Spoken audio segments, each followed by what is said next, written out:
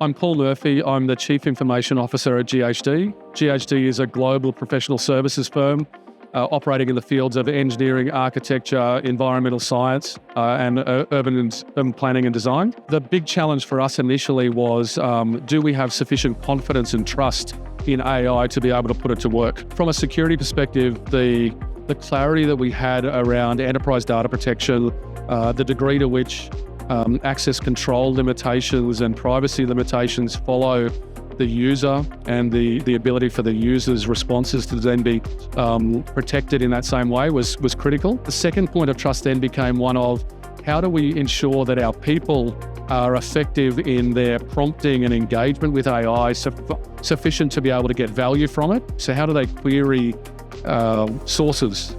How do they understand the source content that's being used? How do they understand referencing? How do they understand where hallucinations might be occurring and start using things like alternative models to validate whether or not there is a different perspective or a different approach that's possible? We had very high touch with our initial user community, things like frequent webinars, stand-ups, engagement and sharing sessions.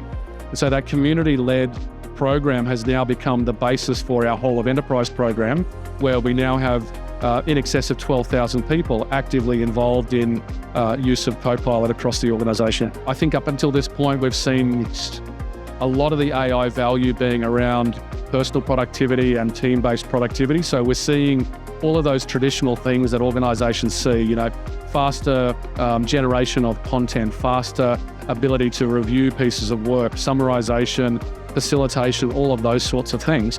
But we're now starting to get to the nub of what is it about our organisation that our clients value, and how do we now start to redesign the work of our organisation well beyond individual projects, well beyond individual productivity improvements. Right, so that unlock that's starting to occur is monumental, and I think is going to set us up for a really nice piece of work over the next 3 or 4 years.